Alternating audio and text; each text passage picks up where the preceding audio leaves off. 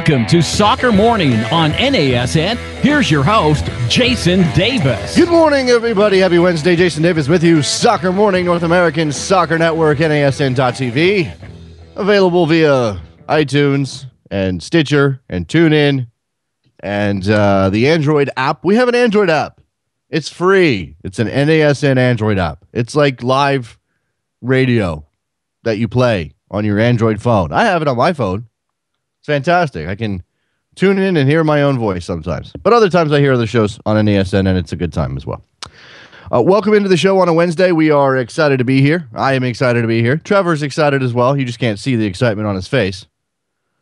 We are going to talk soccer today. It's what we do on Soccer Morning. Thank you for listening, as always. A big show today lined up for this particular episode. Luke Moore of the Football Ramble will talk Premier League results from yesterday. Debut of Juan Mata, Merseyside Derby, plenty of things to talk about there. We've got David Cartlidge on. He'll talk Spain with us, the fallout from the Neymar transfer at Barcelona. What exactly does that mean? The shape of that league right now, certainly things to talk about there. And Tom Marshall, our friend covering Mexican soccer, will join us at 11 o'clock, and we'll go over Copa Libertadores results from yesterday as Morelia beat Santa Fe in the first leg of a first-round home-and-home series. We'll talk Mexican national team. Clearly, they've got a game tonight against South Korea. They play South Korea before the United States plays South Korea. What is Miguel Herrera going to do with his team? And what is the shape of things there headed towards a World Cup for the Mexican side? All right, so here we are. We are in the middle of a week in which there is soccer action, Premier League action to talk about. We've got plenty of MLS news kind of sort of trickling out. Well, plenty. The problem is it slows down, and then you don't have anything for a couple of days, and you wonder what the hell's going on, because now we're spoiled as MLS and American soccer fans. There was news. Here's some big news, and let's go ahead and cheer on Stuart Holden, who made a surprise appearance at U.S. national team training yesterday in L.A. He will be a guest of the team. He will go through some drills, but not all drills. He will be closely watched. If you follow Stuart Holden on Instagram or Twitter, you've seen the videos. You've seen the hashtag No Holden Back. This is, unfortunately, for Stuart Holden, he's a veteran of these comebacks. He's done this before. The last time he came back, he made some appearances at the tail end of the 2012-2013 season for Bolton. Went on loan for a little while. I believe that was to Sheffield Wednesday. I'll have to check on that. I know he went on loan. Came back to Bolton, made maybe a very brief appearance for Bolton towards the end of the season, got into the U.S. Gold Cup team. And we remember that. It was the return of Stu Holden to the national team. And it was an uplifting moment. It was fantastic to see him on the field. And he made some very nice plays and contributed to the ultimate Gold Cup championship for the United States. But then he got hurt against Panama in the final. And it happened all over again. And Stuart Holden had to go back into surgery. Stuart Holden had to go back into rehab. And maybe I'm wrong about this, and maybe I have the wrong sense. But it feels like he did this one, but again, because it sucks, he has to do it at all. Feels like he did this one a little bit more under the radar. It seems like he didn't put himself out there quite. I mean, look, the guy is a bubbly personality. He is a very likable guy. He did put himself out there on some level. He did tweet and Instagram some updates and show him, show some images of him getting back into full fitness. But it wasn't quite as everybody's waiting for Stu Holden to come back as it was before. At least that's the sense I get. Maybe I'm wrong about that. I'd be curious to know if U.S. national team fans feel the same way. And I have a little trouble with the idea of completely discounting Stuart Holden's chances for the World Cup. I don't think it's likely. I think he's got a long way to go, clearly. He told Grant Wall tweeted this yesterday, that he hopes to be playing reserve league matches in England by the end of February. That's a month away. That's something. That's progress.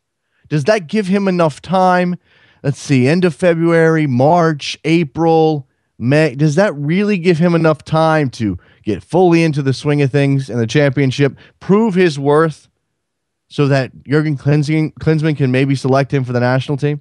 I mean, we talk about the depth of the U.S. squad and central midfield, but don't you imagine Stuart Holden can help the United States? He's not an out-and-out defensive midfielder. He's a box-to-box guy with a little bit extra in the attacking third. There aren't too many of those guys when you really think about it in the U.S. setup. There are defensive mids. There's Kyle Beckerman. There's obviously Jermaine Jones and Michael Bradley. Stuart Holden may be the closest thing on a lesser level that the United States could have to Michael Bradley. Is Sasha Kljestan that guy? No, probably not. Is Mixed Discrude that guy? No, probably not. Producer Vince, what's up, man? Oh, hey, Jason. You're early today. What's going on?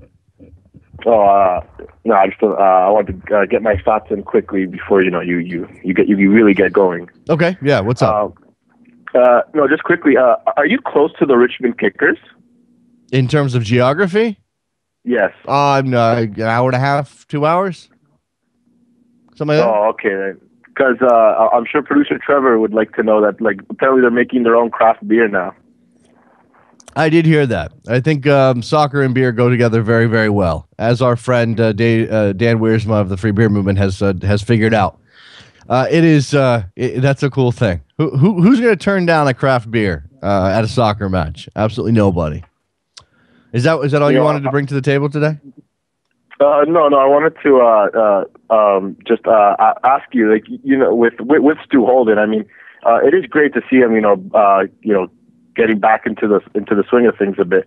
But I don't know. I like watching Stu in the Gold Cup. I didn't necessarily see like this great player that everyone had always. Well, he was about. And I understand that he had he'd come back and he was finding his grooves. But a lot of the times his decision making was really poor. I think Donovan would constantly try to find him and he'd take pot shots. Isn't that the problem with trying to get back into form? It's not just about fitness.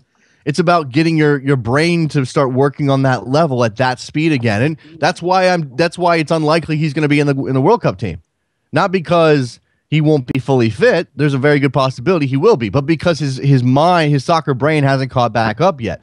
And here's the real question with Stuart Holden or any player who comes back from an injury like this and is up against an international tournament of the type of the World Cup. It's more about whether or not he can get back to his full ceiling in time, because you don't want to take a half powered Stuart Holden. You don't take a 50% Stuart Holden to the World Cup. You've got Kljestan. You got obviously Discrude's going to go. Kljestan's a very good chance to go. There's a chance Marisa Dew gets playing time in MLS and shows something. I mean, there are other guys in the mix that will push him out of the squad if he's not fully himself. But I'm intrigued by the ceiling of Stuart Holden, and who wouldn't be? I know he's 28 now, and he's lost so many years to injury. But when he was at his best, he was named one of the best midfielders in England, in the Premier League. I mean, half a season, but it's still something. Yeah, no, you're right about that. But it is important that, fans understand that just because he's coming back, he's not immediately going to be the right. Stuart Holden everyone knows and loves. That takes time. I mean, Charlie Davies came back from his injury before the World Cup, but he wasn't ready. I don't think we can compare what is a fairly common type of knee injury. And yes, Stuart's had one on both knees, and he broke a leg, and it's multiple injuries. But I don't think we can compare leg injuries of the type that happened on a soccer field to what happened to Charlie Davies. But I get your point, Vince. Thanks for the call, man. I appreciate it. I got to go. All right, let's take a break. When we come back, we will talk to Luke Moore from the world-famous Football Ramble. We'll talk Premier League action from yesterday. We'll look at the table. We'll talk Spurs and City today. Will that go City's direction, and will City take over the top spot in the Premier League? Don't go anywhere. Soccer Morning, North American Soccer Network.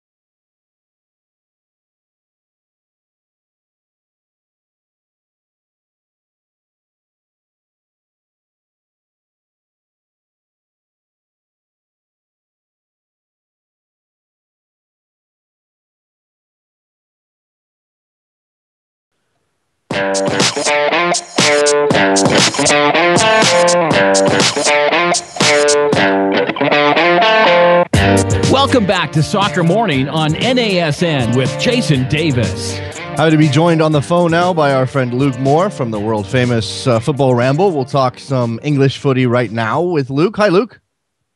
Hello, how you doing? I'm good. How are you?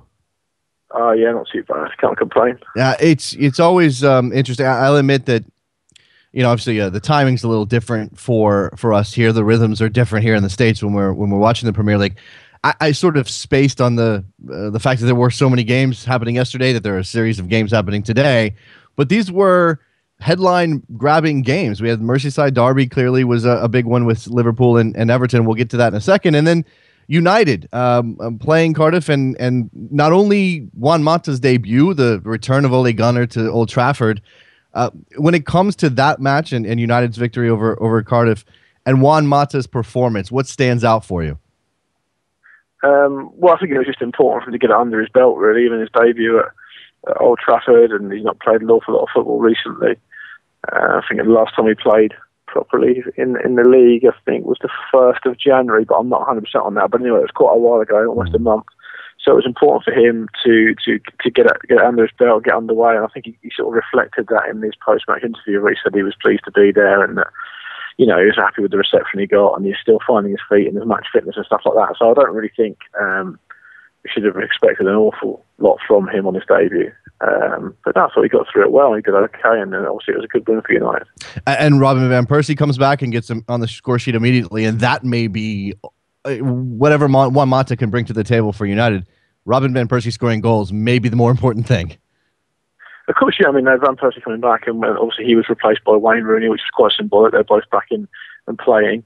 I don't think David Moyes will be too happy or too keen to start a lot of those players consistently. I don't think he really rates all of them, as he's alluded to in his press conferences recently. So, but it was important for them to get a win and to get players back, and they did that. I don't know how much longer Ryan Keefe can carry on starting games in the Premier League. Probably not much longer. Mm-hmm. But to have Van Persie back in the team, and to have Wayne Rooney come back and feature as well, is really important for them. And they really do need to start putting together wins, and like series of wins together to really get back up into that top four, because that's really important for them. I guess the question is, and maybe we didn't get an indication of what Moyes will actually ultimately do with that trio. I mean, Mata, Rooney, and Van Persie, now that he has Juan Mata in the squad, how he's going to juggle those creative pieces to get the best out of what United has. Was there any indication? The good thing about Mata, sorry, go on. No, go ahead. Sorry, I didn't mean to step on you there. No, okay. I was just going to say the good thing about Mata is that he can play a number of different positions along the forward line. So, I mean, that's certainly been a factor in why United wanted him. Clearly, he can operate off both sides. He can move around. He can play behind the striker. He's flexible. So it might be a case of playing the players where they want to play. And I'm sure Mata will be keen just to slot in wherever, because he's very effective from all different parts. I think for Chelsea this season, he's played off the right mostly, but he certainly can play in behind the striker, and there's no reason he can't come in off the left either. One of the sort of ancillary storylines coming out of Mata's transfer, and maybe you don't have any particular insight into this, and I'm not sure I do, but we've seen Shinji Kagawa struggle at United. Moyes doesn't seem to rate him. It hasn't gone well. With Mata now in the squad, there doesn't seem to be a place for him. What should United do with Kagawa? I don't know, really. I mean, it's a funny one, because there's been a lot of upheaval at United. I don't imagine Kagawa and Zaha is another one, really necessarily thought that Ferguson was going to move on when he did. Now, it's very difficult for a player to come into a new, highly competitive league, which is probably, I would say, that it is faster than the Bundesliga, and compete straight away. He needs to play, and the problem is he's not been playing. He's just not been playing anywhere near enough. I think he's featured quite a lot in the Champions League, where they've done quite well, United. But other than that, he's not featured anywhere near enough. So he can't find his rhythm. He can't find players to play with that he gets used to playing with. And there's only a certain amount of start time, there's only a certain amount you can do in training to sort that out. You have to play, and he's not playing. So, I mean, the arrival of Mata is obviously not ideal for him either, because if you look at the competition around those forward positions. There's a lot of players who can play there now. You got Welbeck, Januzaj, Nani, Mata, Rooney, Young. He obviously scored last night. He's not. I mean, I don't know if Ashley Young is Manchester United class long term, but he obviously scored last night, and he's in and around, in the team. So it's very difficult for him. I don't know whether. I mean, it looks to me like he'll move. I imagine it'll probably be in the summer now, but I imagine he'll move. One of those players who seems excess, surplus to requirements there at United, and certainly Chicharito's name has been linked to Monaco with Falcao's injury. We focus a lot on Chicharito here in the States, and obviously, Mexico is not only our rival, but there's a lot of cross-pollination of the two cultures. Is there a place for Chicharito in that team, or is it best for him to move on? I mean, Monaco is obviously a good opportunity from a financial standpoint, clearly, but he is sort of hung on at United through some difficult times, and he pops up and scores goals. He seems to be someone that they could use. Yeah, I don't know whether. I mean, it depends on what Hernandez wants to do, doesn't it? Yes. I mean, he's played a decent amount of league games. He doesn't start very often, but his goal scoring return has been very good for United, given the amount of minutes he spent on the pitch. I think it just depends on what role he's happy to play. We don't really know what he can do consistently from starting games because he doesn't start consistently enough. But that is unfortunately a lot of a player or certain players who play for top teams. I mean, it's just one of those things. I mean, could he move to a slightly less illustrious team in Europe and start? He probably could. I think he's good enough. His goal scoring record at international level is magnificent. It really is very good. I think he's got all the tools to better succeed as a frontline striker. It's just that at United is very competitive, and he's not been able to force his way in there. How old is he now? About 25, something like that. So he doesn't really need to start playing. And he needs to play consistently. And you can completely understand him wanting to move on if that is indeed the case. And I think he could be successful at someone like Monaco. The league isn't as competitive. Monaco have got a lot of money, a lot of resources. He has good players around him. I don't think that'll be a bad move for him at all. I think he's the sort of kid who seems to be able to adjust quite quickly. I don't really think when United signed him, they expected him to hit the ground running. I mean, it was in many ways that his first season was his best season. He just hit the ground running straight away, kept scoring goals, and they couldn't leave him out the squad. But he's not secured a first team berth, and even though United have been struggling here and there this season, he's still not really nailed down a starting position, so maybe he does want to do that elsewhere, and I don't think anyone would blame him for that. Yeah, he had a period where he was out with a concussion as well that I think interrupted his growth there at United. All right, let's move on to another result from yesterday, the Merseyside Derby. Liverpool waxes the floor with Everton 4-0, and I have to ask you, from your perspective, how much of that was Liverpool's dominance? Clearly on the break, they were absolutely stunning.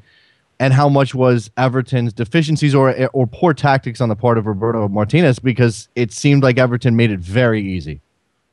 Yeah, it looked to me that Liverpool clearly tried to hit Everton on the break, and Everton were much more open than they have been otherwise this season. It's the most open I've seen them. They just didn't seem to be able to adjust.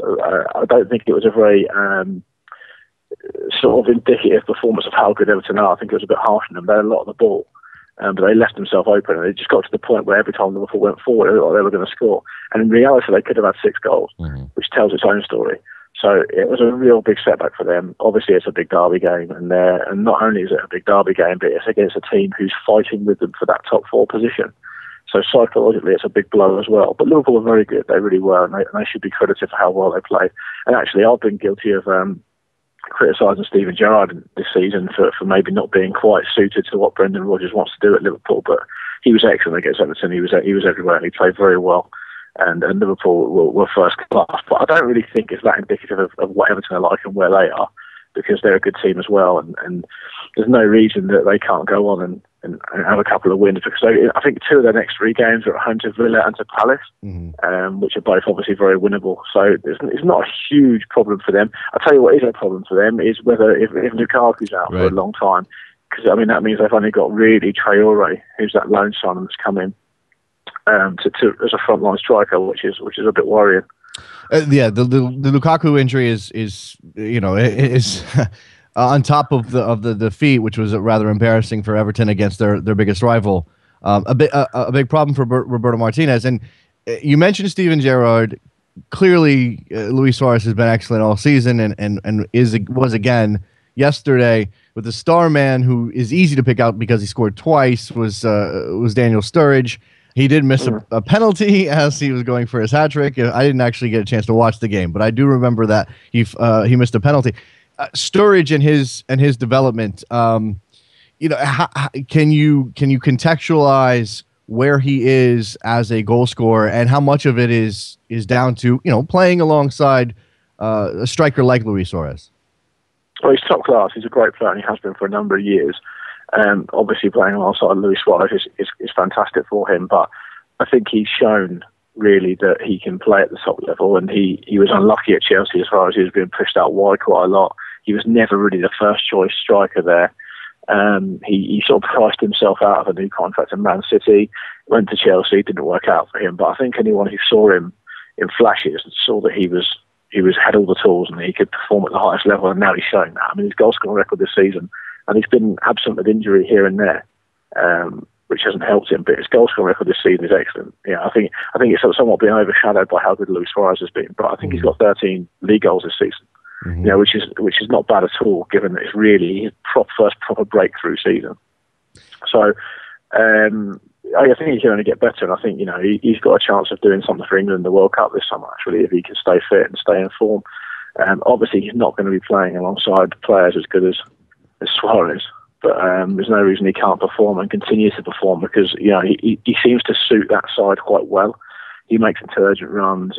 He's very instinctive. One of the goals he scored against Everton, he sort of lost where the ball was and twisted himself out of it, and then he just managed to hook it in. He just knew where the goal was instinctively, and it obviously went over Howard and bounced into the bottom corner. But I think he's very good, and I think you'd be hard pushed to find someone who would disagree with that, I think. Yeah, I mean, look, it's easy to sort of draw these subjective narratives out of watching a player on the field, but when we talk about strikers, we always talk about confidence, and his is through the roof at this point. He also used to make, in his youth, sort of questionable decisions.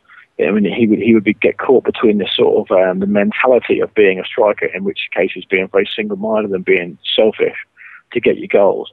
But sometimes he would just push that too far and make the wrong decision. But I think he's starting to. I know there was a bit of a set-to with Suarez yesterday, but generally he seems to have sorted that out and seems to be making the right decisions more often than not, which is definitely key to why he's in such good form. Let's move to the top of the table. Arsenal is still there on 52, but they drew with Southampton yesterday, 2-2. A rather disappointing draw, especially in light of the fact that City can take over top spot if they beat Spurs today. From an Arsenal perspective, and I've seen, this is an era of stats and predictions and all of those things, Luke. And I saw something yesterday from ESPN here in the States that said City is more likely to win the league at this point than Arsenal, despite the fact that Arsenal has the points lead at the moment.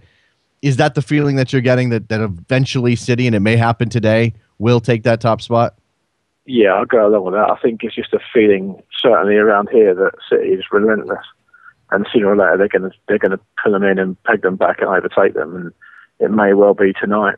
It's a difficult game for them at White Hart Lane. They won't have it all their own way, but City are in ridiculous form, just in absolutely ridiculous, relentless form, and you would be mad to bet against them tonight. And Arsenal obviously slips up away to, it has to be said, a quite a good team. Yes. I mean, obviously Southampton haven't been in the greatest form, but they're still a good team. And they use the ball very nicely, and they keep hold of the ball well.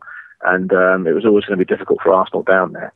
But I just think Arsenal, I think I've said this to you before, I think Arsenal will just fall a little bit short, and I think it'll be between Man City and Chelsea. I get the impression Chelsea come into form at the right time as well, and that game between those two teams will be absolutely massive. It could well decide the league. Chelsea today has West Ham. You would at home at Stamford Bridge, you would expect them to take care of business there. If they win by 2 goals, I think they go above Arsenal as well. Okay.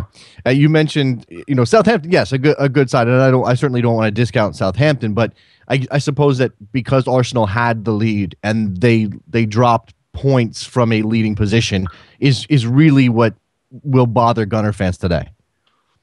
Yeah, I mean, it's difficult to say because I didn't see the game. I obviously can't watch every single game in a few hours. But yeah, I mean, they did drop points. It's definitely 2 points drop because the standard needed to win the league is so high. And I read today that they're in talks with Julian Draxler about trying to sign him, which will give him another boost. I mean, he's a great player, but he's obviously injured at the moment. But he will, when he comes back, he'll be really important for them. I think I read this Flamini got sent off against Southampton as well. So, I mean, him to miss a game or two will be pretty big for them as well. But, you can't write Arsenal off. I mean, they're a good team, and they win awful lots of games, and they don't lose that many. And the next home game is at home to Crystal Palace, which fancy them to win quite handily. So, these things can change around. You never know. Absolutely not. I mean, and they're missing Aaron Ramsey as well, who through the first half of the season was so amazing for Arsenal and gave them such a big boost. And when you lose, even if he is not ultimately crucial to them winning a title, when you lose a player who is on such amazing form, it's got to be a shot across, shot to your confidence. Yeah, he's had injury problems in the past, as we know, and it's a bit of a setback for him. Arsenal got a lot of depth in that area of the pitch, though. So, I mean, it's not necessarily going to derail their season in its entirety. No. But, it's obviously not ideal. I think he's probably been their best player this season on balance, I would say. But there's been a few contenders. I mean, they're having the top of the league, they're having a good season. But, I mean, given they got Walcott back and they lost him again, and he's out for the season now, it does make you wonder whether they're going to fall just a little bit short. Let me ask you, Luke, at this point, right now it is January 29th. Everybody except for the teams playing today has played 23 at this point. Do you believe that the intrigue in this particular season is going to end up being at the top because it's been so tight to this point? It's been fantastic. Or is it going to be down at the bottom and the relegation zone because there are 5 or 6 teams that could ultimately fall into that battle, maybe more? Where do I think the most interesting part of the table is going to be? Yes. Yeah, both actually. I think you're going to have a few teams around the middle that aren't really going to do an awful lot here or there, like Newcastle and maybe Southampton. But down the bottom, you've got 6 points separating the bottom 10 teams. Mm-hmm. No one from Swansea downwards is really safe at this stage. And you've got realistically, I would suggest probably 3 teams that could win the league. But then the teams that aren't in immediate contention for the league are strong, traditionally strong teams like Liverpool, Spurs, United, Everton. There's no real reason they can't go on a ridiculous run themselves. I mean, Everton only lost their 3rd game of the season last night. They've got I think 6 of their next 8 games are at home. They win every single one of those games before they know they're in contention as well. I think it's a very interesting season this season. You don't really know what's going to happen. It's very hard to predict. Unpredictability always makes for a fascinating league That's what we like, isn't it? Eh? Yeah.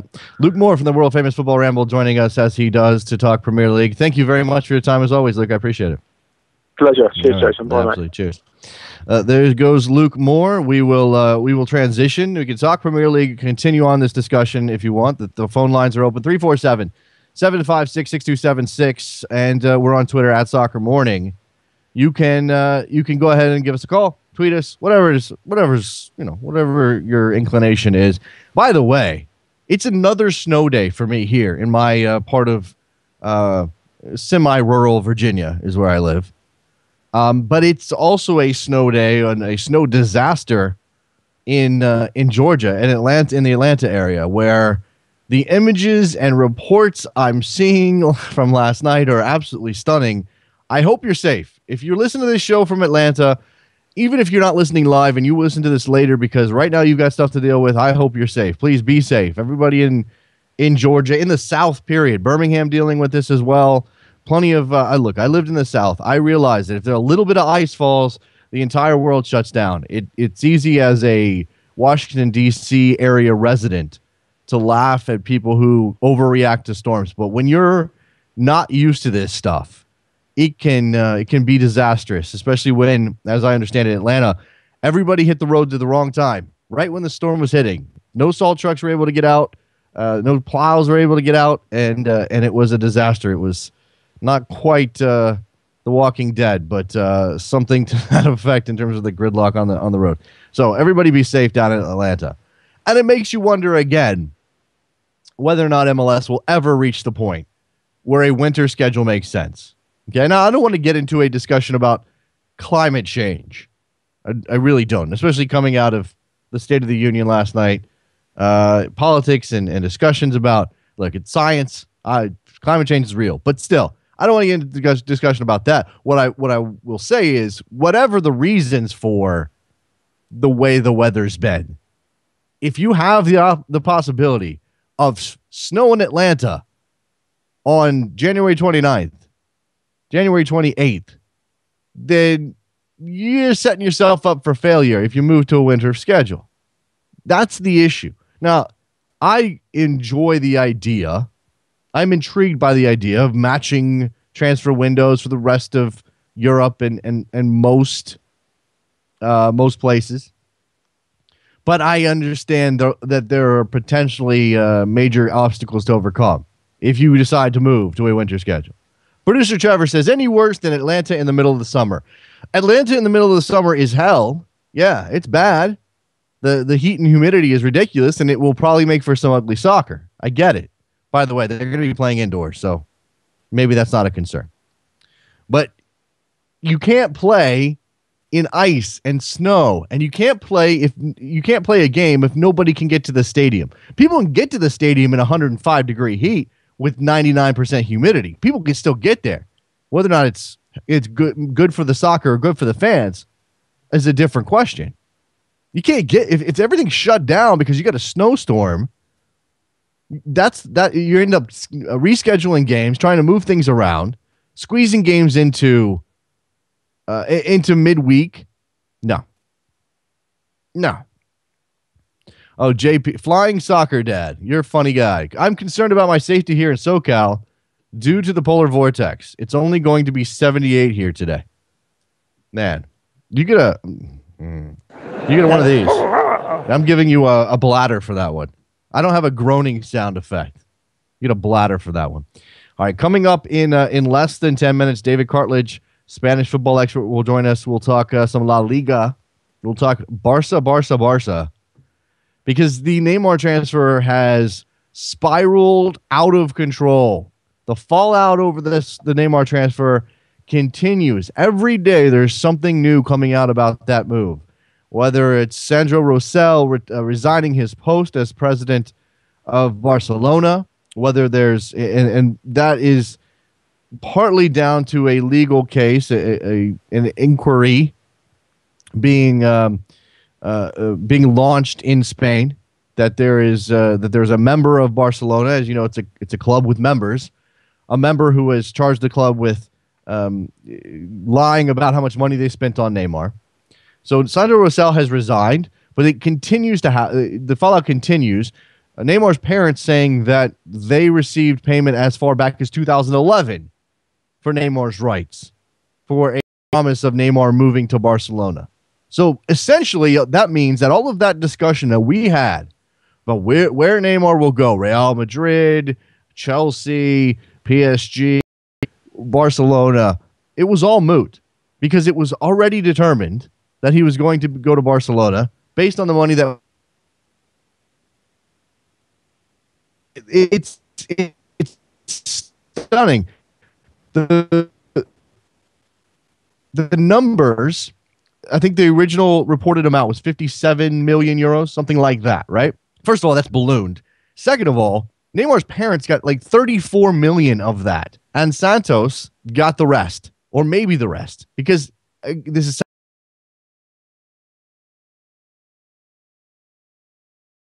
kinks in this story, different twists and turns that make for a very interesting saga with Neymar. All right, let's take a quick break. We'll reset because may have to deal with a technical issue.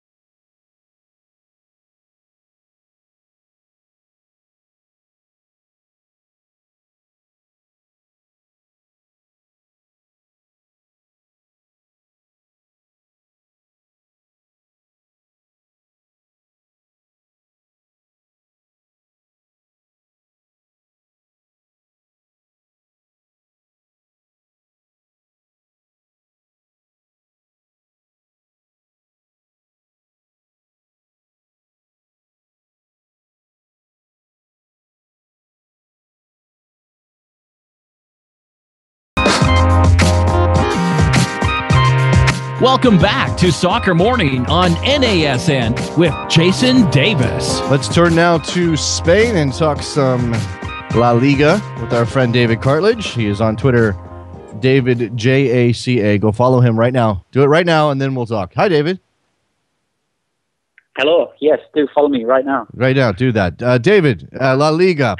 Now, look, I would love we will get to the table. We will get to Copa del Rey, which is happened yesterday, last night, and will happen again tonight. We will get to the battle for first place, to Atleti, to Bilbao, to all of these things.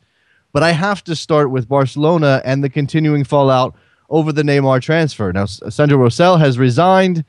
That I'm not sure exactly what that means, but it doesn't seem that that's going to be the end of it. There really isn't. And the latest development with that now is the latest twist right today has been some more third-party investors talking directly to Barcelona and want another £20 million on top of the money that's already been exchanged. It's just incredible. And what's the price tag as it stands at the moment? Because every time I look, it seems to have ballooned just 10 or 12 million more. Yeah, it's really hard to actually hold on the specifics of how much the deal is mounting up at the moment. But we're looking at about. It's just incredible. I mean, we're just over 100 million, maybe. You're just under. It's really.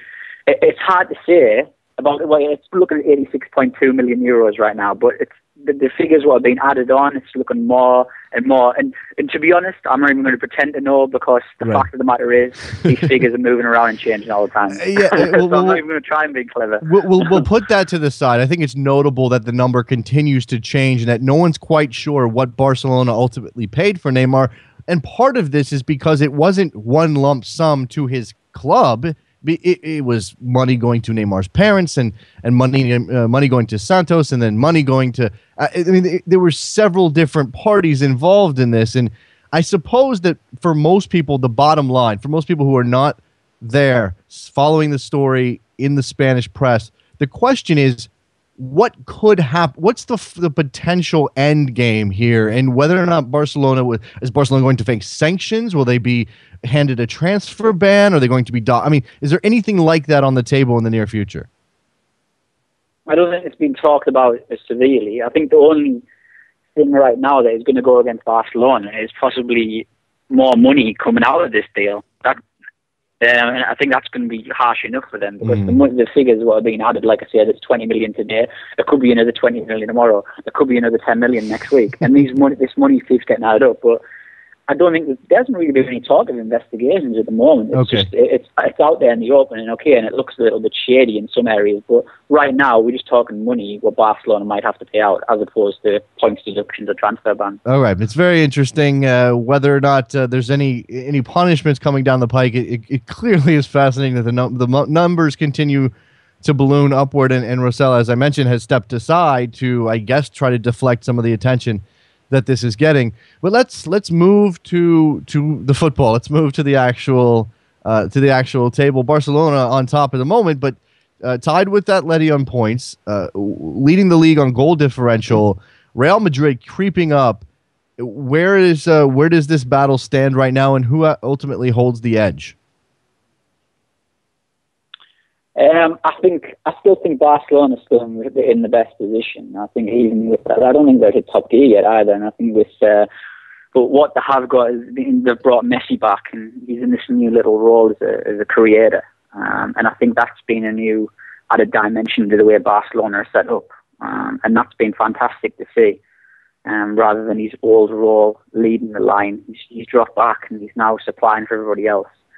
Not content with being the best forward in the world, he's now wanting to be the best attacking midfielder in the world. So that's really interesting to see. But Real Madrid have crept up nicely. It's funny, a club like Real Madrid, this big grandeur club, but they've actually been under the radar this season. and for the past couple of... It's amazing, I know, because there's been so much attention on Atleti. Atleti have actually finally got this attention that they have warranted. And then Barcelona was the attention that goes with them. But Real Madrid, it's been under the radar with them. And they've gradually got the early start, the system was all over the place. There was obviously major problems there, as we discussed on the show. But now there seems to be a good system there. There seems to be a three in midfield that they are set on, and Luka Modric's form has been magnificent. So any doubts about Mesut Ozil leaving have been addressed by the way Luka Modric has played, and he's just been fantastic. He's anchoring this team, making it well, and Xabi Alonso has come back as well. So it's looking really good for Real Madrid. You mentioned Atleti and getting the attention they deserve, and that's interesting, pushing Real Madrid a little bit under the radar.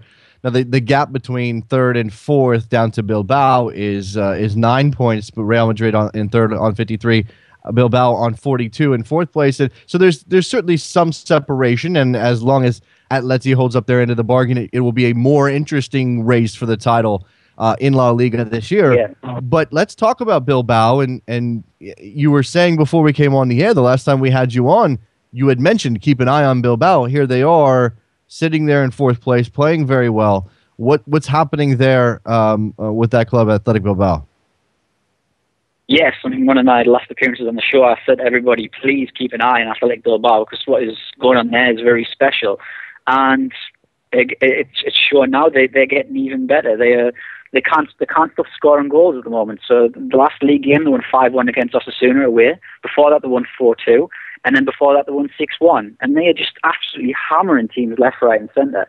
And what they've got a fantastic coach, Ernesto Valverde, who's basically kept some of the smart principles that Marcelo Bielsa, the previous coach, brought in, but brought in his own steel. They needed some steel in defence. And now Athletic don't concede goals either. So not only are they hammering teams, putting on 4, 5, and 6, they're conceding 1 or 0. They're keeping clean sheets. And they've got a real depth there as well. I think if they maybe had another striker, it's such a shame that Fernando Llorente went to Juventus, because if they had him as well, we would be talking a really top squad, and we might even be talking about them up there with 3 teams who are currently leading. That's how good they've been, and that's how deep their squad is.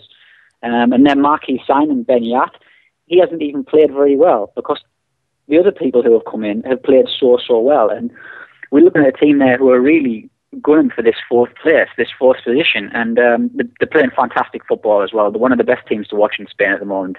Some wonderful wide play, classic use of fullbacks, classic use of wingers. From the bench, they've got some fantastic players to come on and change games or just to finish off games, and they've got 1 to 11. They can go with any team basically, and the big test of that is going to be their next 2 games. So tonight they've got Atletico Madrid in the Copa del Rey, which they're currently behind 1 million. But they keep coming back in games. There's another thing about Athletic Bilbao there. They won't lie down. And then in the league, at the weekend, they've got a huge game against Real Madrid, and that's at San Mamés, and that could be a tough one for Real Madrid. So we talked about Real Madrid quietly coming up. This is going to be a huge test of how good Real Madrid are, but also Athletic Bilbao. This is going to be a really tough game, because they've already took points off Barcelona this season, don't forget. One of the things about January, particularly in England and Germany to a lesser extent, is obviously the transfer rumors, the transfer talk. Teams like Manchester United or Chelsea or whoever attempting to bolster their sides ahead of a push for a title or a Champions League spot, what have you. In Spain, we know that outside of the big 2, there's not a lot of buyers. Is there any movement happening below Barcelona? And even Barcelona, Real Madrid haven't really been active in this window. They seem set for what they're going to go with this season. Yeah, precisely. I think Barcelona and Real Madrid will be the same from now until the end of the season. And then they'll look at in the summer. I think they've got specific targets. I think, for instance, Real Madrid will look at a striker and a centre midfielder. And if I was to say names, then possibly somebody like Luis Suarez they might look at again, or Falcao, Edison Cavani. And then midfield-wise, they like Gundogan from Borussia Dortmund, so they could look at him. Barcelona will be wanting to, I think we'll see a very busy summer in Barcelona, possibly 3 or 4 players coming in and some going out. But as for now, they won't buy anybody else now. They're happy with their squads. But below them, no one's really got any money. Right. So I think we're going to see, if anything, we'll be trying to get players to rescind contracts and get them in a free.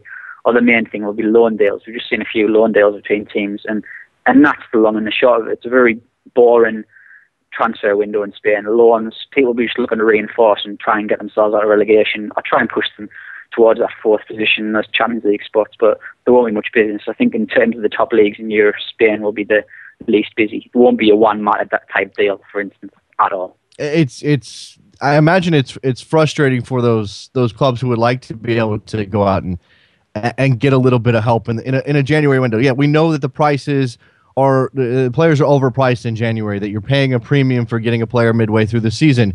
But I imagine there are a couple of clubs who would love to be able to do that. Is there going to be any relief? And maybe this is a long-term issue, David. It clearly has been discussed the last couple of seasons. Is there any long-term relief coming for Spanish clubs in terms of maybe splitting up that TV money a little bit more equitably? It's an idea that's thrown about in the air, and then some powers that be sometimes speak on it and say, "Oh, there's going to be changes. We're going to have meetings." That's all it really amounts to. Okay. There's nothing I've seen personally that indicates there is going to be change in the next 2 to 3 years, which I think, for me, it needs to happen this summer, because I think some Spanish clubs are in that dire state of affairs. They need this investment. They need this money straight away. You look at clubs like Valencia, who are going around places like Qatar looking for investment desperately, because their club are just carrying so much debt. But no, in terms of the short term, certainly not. In the long term, it's very doubtful too. I think it's a very bleak picture, for Spanish football at the moment. As much as the success they've been having on the field with the national team, and we could see Atleti obviously joining the elite in the Champions League latter stages. I think it's just a very bleak future at the moment, certainly. I'm looking at the table, and it wasn't that long ago we were talking about Malaga and their Champions League run, and there they are in 16th, sort of returning to, settling back, I suppose, into their natural state, and clearly the money that was originally invested dried up, and the new owners decided not to put that money back into the club or continue to heap money on a club that was, I'm assuming, losing it hand over fist, and that's the issue. If you're not Barcelona, Real Madrid, and maybe a handful of other clubs, Atletico Madrid and maybe Bilbao, based on where they are and their tradition, what's your how can you even plan for the future? I suppose is the question.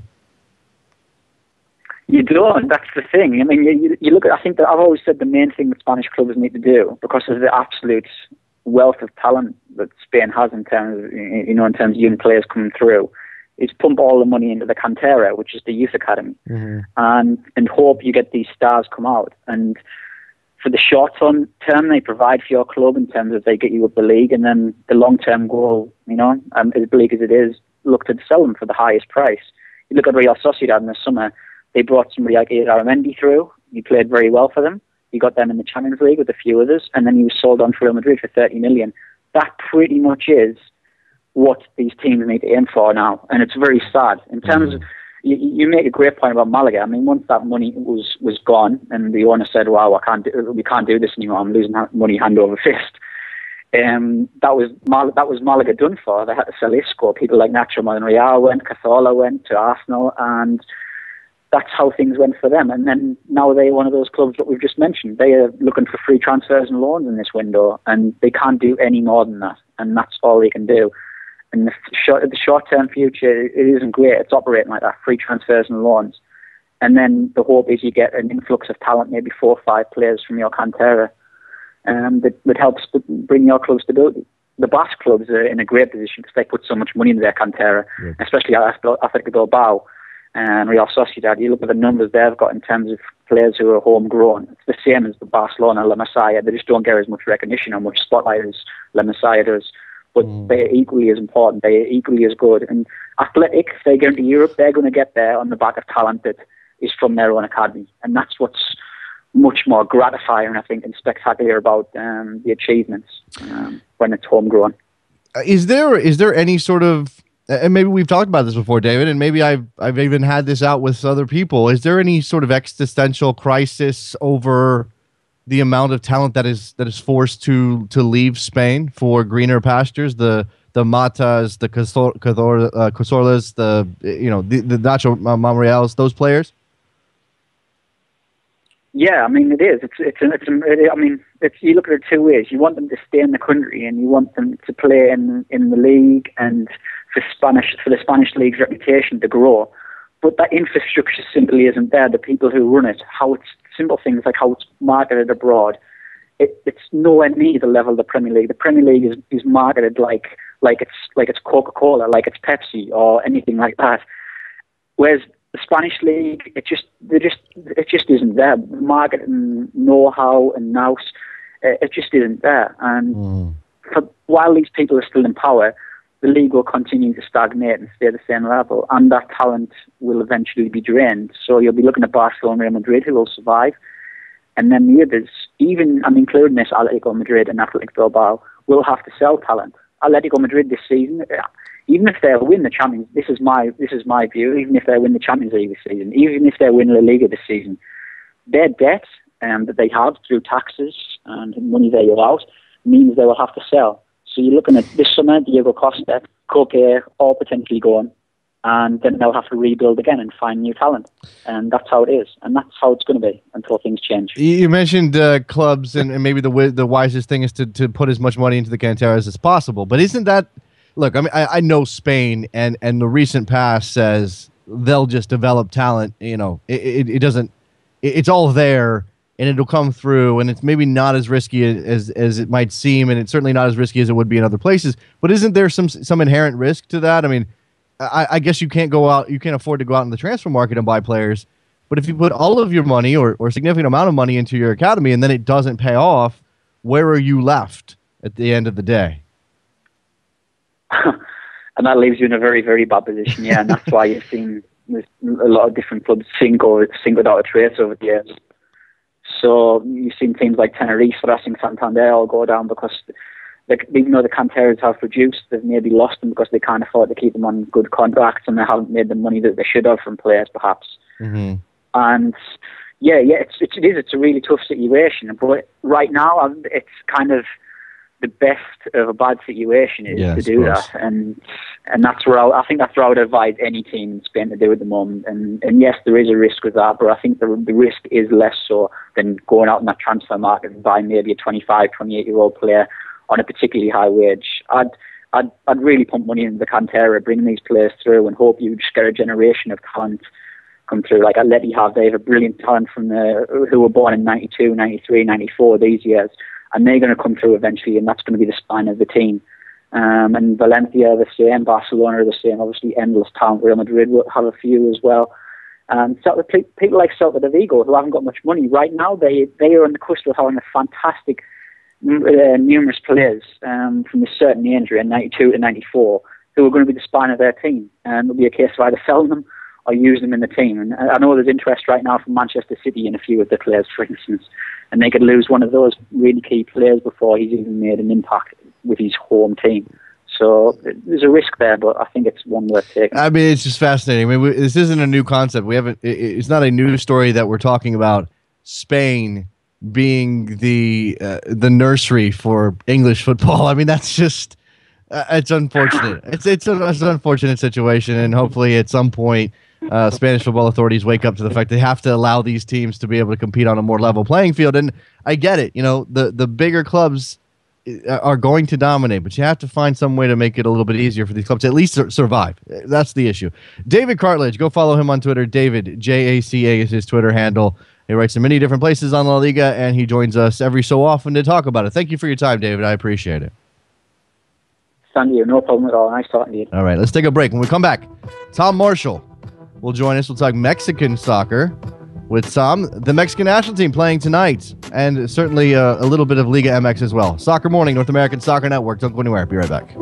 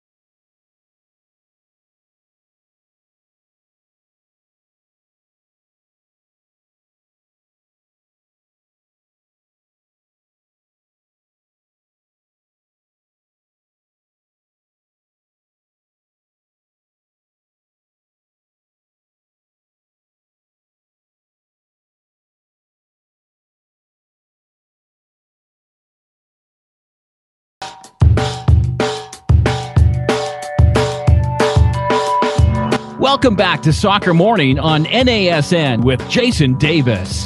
Back on Soccer Morning, joined now by our friend Tom Marshall. Mexico World Cup on Twitter. I wonder what we'll talk about. I think we'll talk about Mexico. Hi, Tom. Hi, Jason. How's it going? No, not Mexico, the country necessarily, but the football happening in Mexico. That's what we're going to talk to Tom about today. Tom, let me start. There's a national team game coming up tonight. We'll touch on that certainly. Miguel Herrera has already given his lineup. What your thoughts on? I have to focus. I have to start.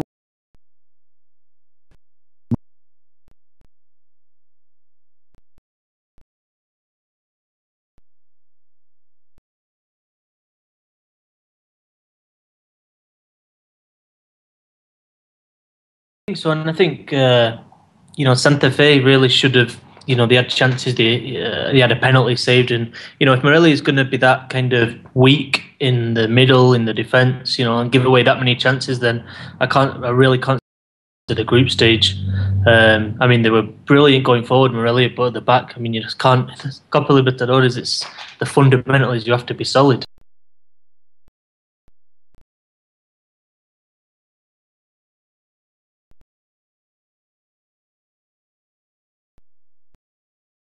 Today?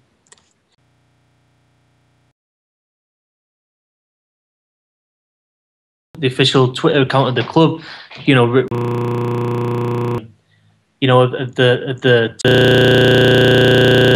through the window. So that was some pretty ugly. They were asking their fans to, get revenge when a bit of friction there. It's happening too. I was at Morelia 3 months final.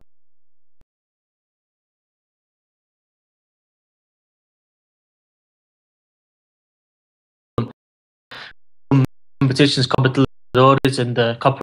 I just don't think there's enough police around to kind of control the crowd. If you go to Chivas America, then there's plenty of police, and there's usually not a big problem. When they go to Mexico City, in the Azteca, there's a big police presence. US fans see this violent incidents, and it's even makes all a bad in South America now. Is that a down?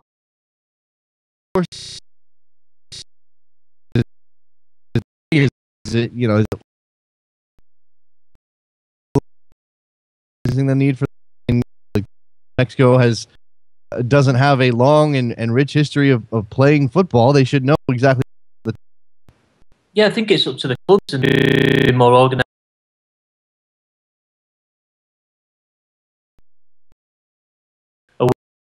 And I've travelled fans city to America.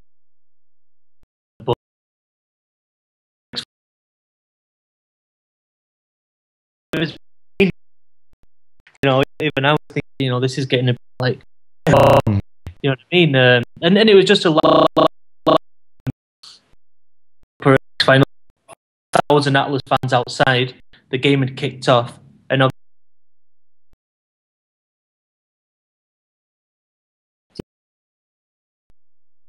5 minutes before half time. Obviously,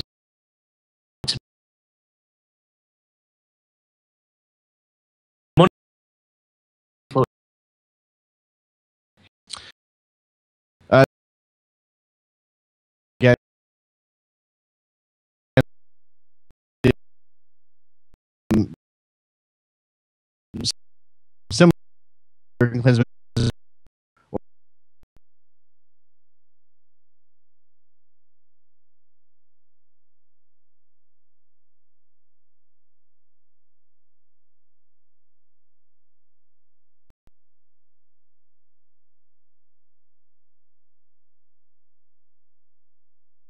L3 in. No.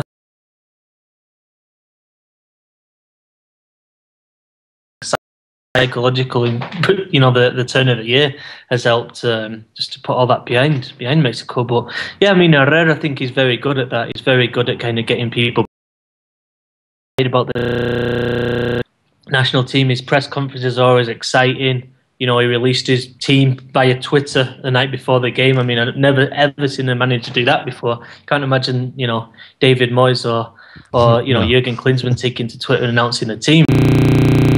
So a lot of I think the way his system, he needs different ways to play soccer, but this is the way he plays: 5-3-2, 3 centre backs. This is how he's going to do it. He's not going to change it. So players have to adapt to that. So as much as players form or the fame, which players can from that certain position on the pitch. So it is quite open, I think, as well in quite a lot of positions for Mexico in terms of who's going to start that first game in the World Cup. That's interesting because it doesn't seem, and yes, they knew what they were getting when they hired him, and he had all of that success at America, but actually develop over the time period between now and the World. He doesn't have much. Many of those are going to be on non-FIFA dates, which means he doesn't have all of his players, and not a lot of European-based Mexican players who would make it certainly a handful. Is he going to be able to do that, to get that process completed by the time they head to Brazil? No, this is the big challenge. There's only one FIFA date before Brazil, so you've got players like Hector Moreno in Espanyol who's playing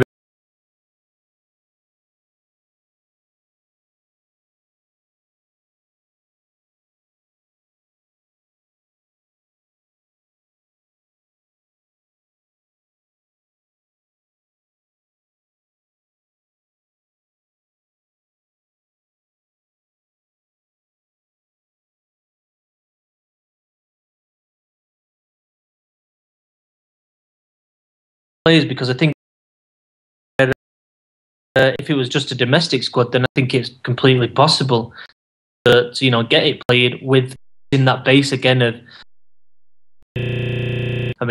not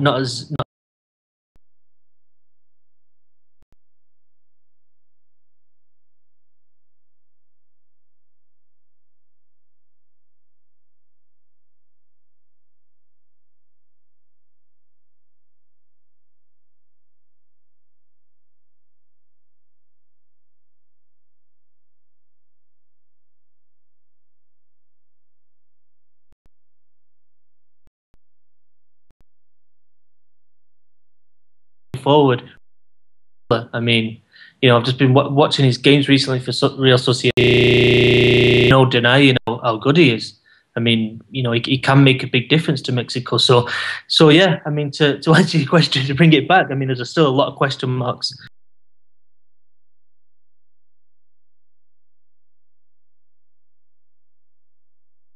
And than they are domestically, but I mean, on paper. Now, one of the things that I've seen you tweet the last couple of days is that at one point Herrera made the comment that there's only one spot locked up for the World Cup, and that it belongs to Rafa Marquez because he's the captain. Now that is coach speak in most ways. I mean, it's pretty standard stuff. Everybody's fighting for a spot. I want everybody to give their full effort, no matter what. I don't want anybody to be complacent. But it's from an American standpoint, we're still a little stunned that Rafa Marquez has come back in this complete 180-degree turn, and not only playing so well at León, where clearly he's much happier than he was in New York, but has become again the fixture of the national team that he is. Well, yeah, I mean, I know people who watched him in MLS, probably don't have the best impression of him and all that, but I mean, at the end of the day, he is. The CONCACAF player with most trophies in Europe. He's got a lot of class as a player, and he's never been the quickest. So I think the key has been his injuries. Because of that, he's been able to maintain his form for León. Now, yeah, I think with the national team, it is strange that he's actually Herrera's picked out this one player and said Rafa Marquez is my man. He's my captain. All the rest of you are going to fight for your place. I mean, it's understandable when you put it in the context of what he's achieved in Europe. I mean, I think and the fact that Torrado and Salcido look to be very much on the outside now of the Mexico squad. So Rafa Marquez has become that figure of experience. But I mean, let's be honest. I mean, if he plays a couple of games for bad games for Leon, all eyes are going to be on him. If he makes a couple of mistakes, gets a red card in one of these friendlies and stuff like that, then it could backfire, that comment. It'll be interesting to see how much he leans on him when the World Cup comes around. I mean, and I suppose that because he's back in Mexico now, and because as you mentioned, there's only one FIFA day between now and the World Cup, that Rafa will be in every one of Herrera's friendly sides as he heads to Brazil. Yeah, I mean, I think depending on fitness and whether he thinks maybe in one or two of them he wants to have a look at somebody else. Maybe Rafa Marquez needs a break. Don't forget Leon this season. I think this is a legitimate worry for Marquez. Leon are in Copa Libertadores. See a lot of travel there. Lots expected of him in the league as defending champions, and then with the national team as well. I mean, Rafa Marquez has got a lot of games coming up between now and the World Cup. So I think between Herrera and the club coach Matosas, I think it's important how they manage him moving forward, because I don't think at his age he can play all those games. Let's turn to the league a little bit in Mexico. Liga MX in the Clausura tournament. Only a handful of games played at this point. It looks like Cruz Azul out to a good start on 10 points. Toluca right there with them. America, as you would expect. Where's the surprise? And Tijuana, who has sort of been on a bit of a yo-yo string the last couple of tournaments. How is their development coming along? Yeah, I mean, they've got this, Venezuelan coach, Cesar Farias, who comes with a big reputation from the Venezuelan national team. It's been pretty fascinating watching, Farias kind of mold this team into something that he, into his style. I mean, playing like a player like Fernando Arce on the right wing, who's traditionally a central midfielder, very narrow midfield, extremely solid. Doesn't look like it's going to give up many goals at all, and they've snuck a couple of home 1-0 wins. I mean, I think it's especially for MLS fans and fans in the US, watching how Tijuana develop between now and that big CONCACAF Champions League tie against Los Angeles. It's fascinating. I spoke to Hercules Gomez after the first game of the season when he was in Guadalajara, and he said, this is gonna. He implied it's gonna take time for Tijuana to really adapt to his to Farias' style. So yeah, it's gonna be something definitely to watch for MLS fans. The regional aspects of that tie. Sort of obviously the Arriola connection, Paul Arriola having been an LA Galaxy Academy player and moving to Tijuana as a professional now and having success there, and that dynamic is going to be fascinating. I imagine we'll see plenty of talk during the build up to that over which club can ultimately sort of capture Southern California's heart. I'm not sure it's that simple, but I'm sure that'll be the talking point. So I mean in terms of fans, it's going to be. It's going to be intense. It's going to be a great game. Tijuana on the road aren't very good at all. I don't think they've won for quite a long time now.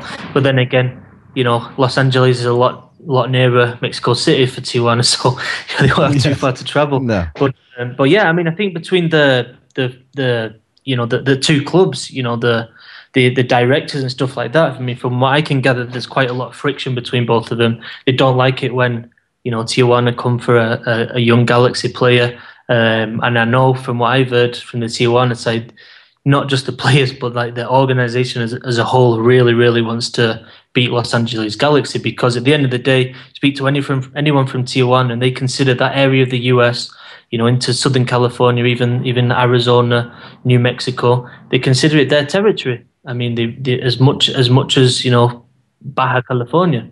I mean, it's going to be funny to see the flag waving, at least in terms of where the leagues are based, and sort of we continue. We can't go very long without a USA Mexico battle of some type, Tom. In fact, from what I hear, the USA and Mexico more than likely going to play a friendly ahead of the World Cup, probably in April and probably in Phoenix. Is that what you're hearing as well? Yeah, there's a Televisa journalist who apparently he tweeted that the other day, and I think he's a pretty good source. So yeah, I think it could happen. Yeah, Tijuana v Los Angeles is going to be a highlight, I think, of the next couple of months.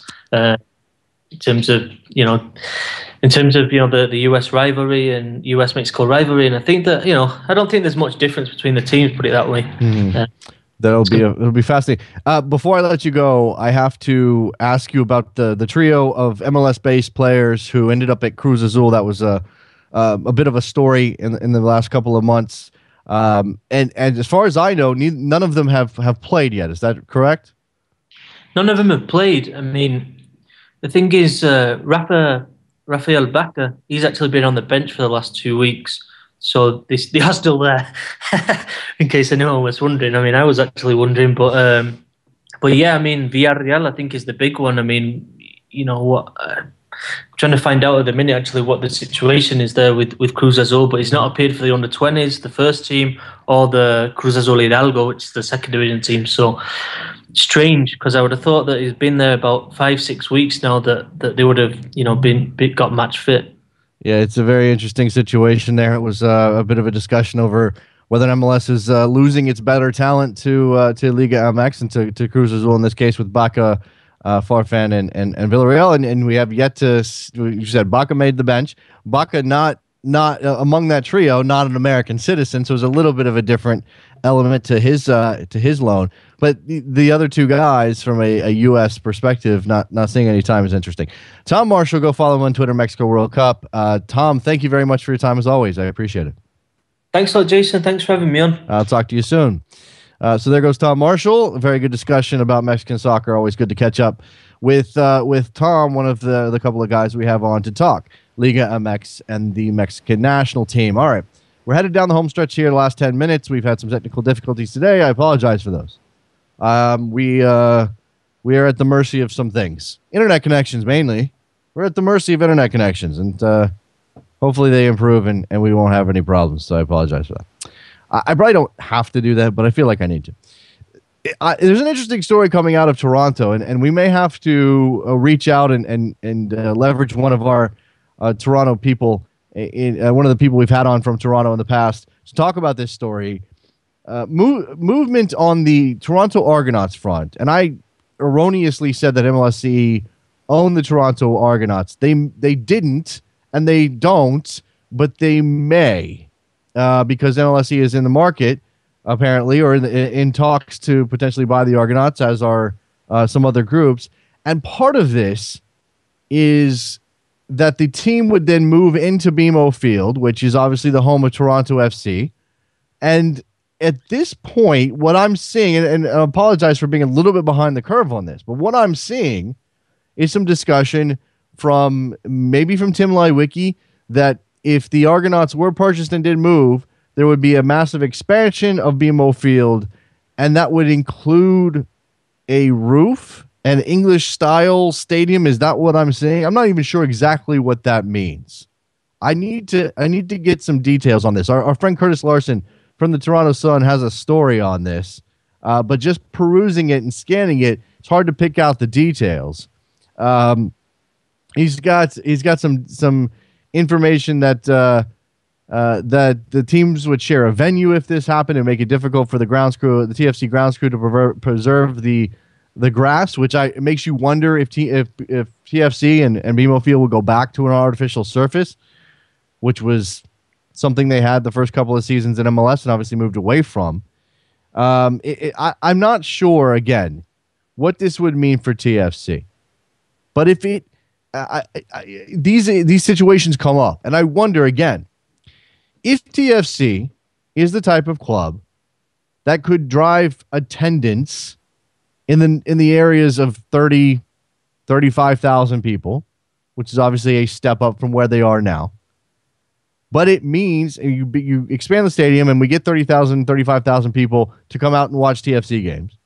But at the same time, it means you put that Canadian football team in that same venue, and therefore the surface may not be as good, and you may end up with lines. And again, Canada's football season crosses over, overlaps, with the MLS season. So you'd obviously have some issues of scheduling and turf damage and lines on the field. Well, what's more exciting from an MLS perspective? Imagine you're in charge of every decision that happens in MLS. You're not, and neither am I. But imagine you have that power.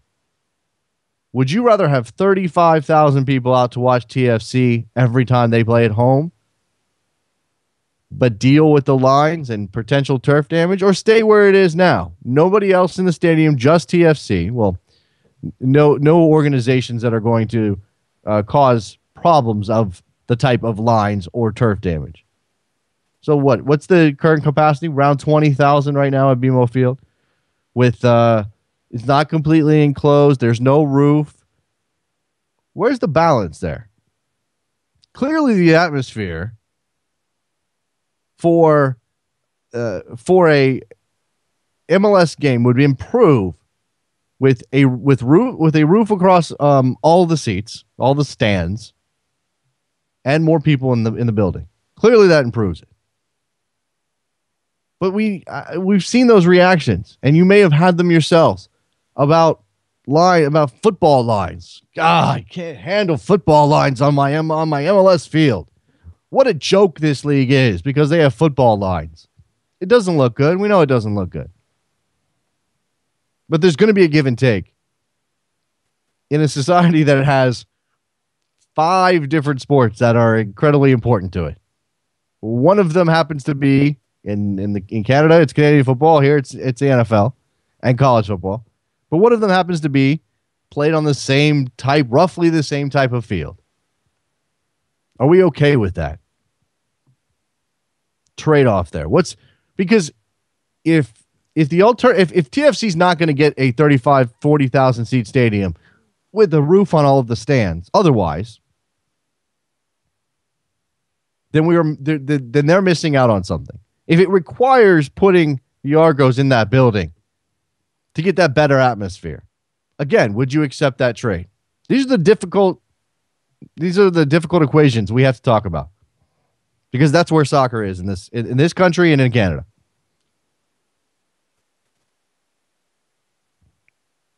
I don't like football lines. I don't like torn up fields. Certainly that's more, for me, a torn up field is a bigger concern than football lines.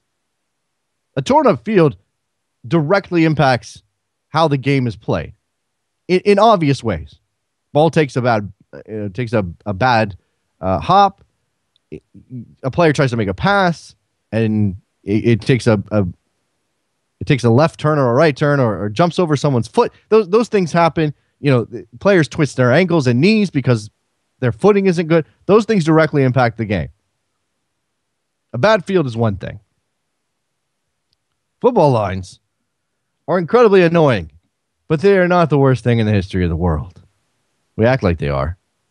We act like there's such a problem. And I get it. We hate to share. Nobody wants to share. You guys didn't learn that in kindergarten, right? We sharing. No. American soccer fans, Canadians, no sharing.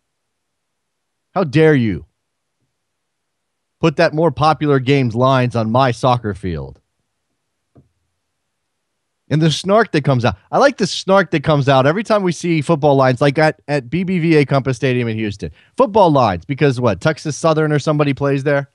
Or high school football, which is massive in Texas. We see the lines during the playoffs. But I thought that was a soccer-specific stadium. I know this is a rant I've done before. I apologize, but come on. If it wasn't for letting that football team, college football team, or those high school games happen in that, there would be no stadium. There'd be no stadium.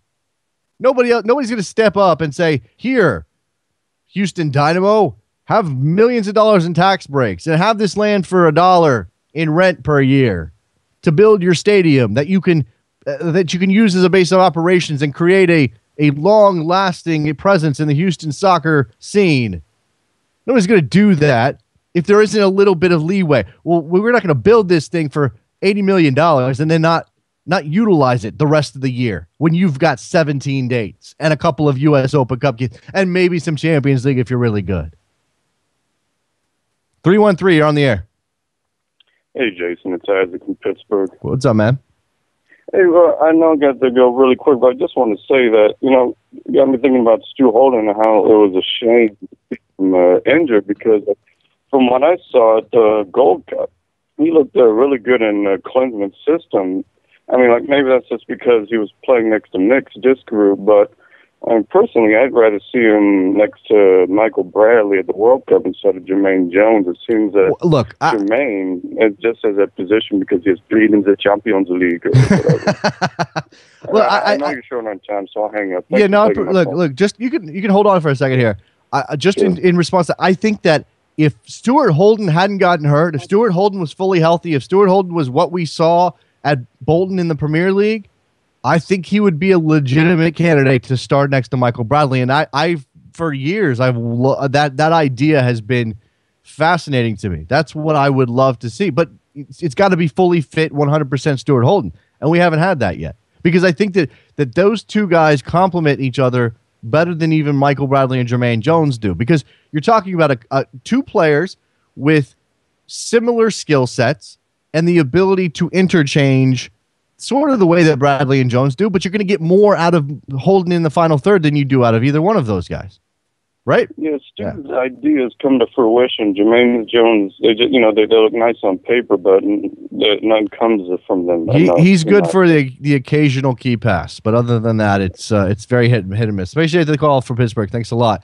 All right, we gotta get ready to get out of here. Again, apologize for the technical difficulties today.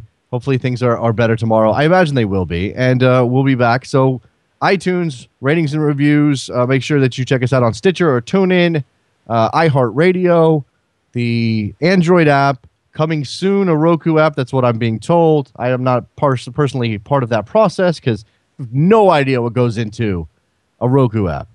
But apparently it's coming. All right, that's going to do it. Thanks a lot to our guests today, Luke Moore, David Cartlidge, Tom Marshall. We'll talk to you guys, what's tomorrow? Thursday? We'll talk to you on Thursday. Bye. Stay safe, Atlanta.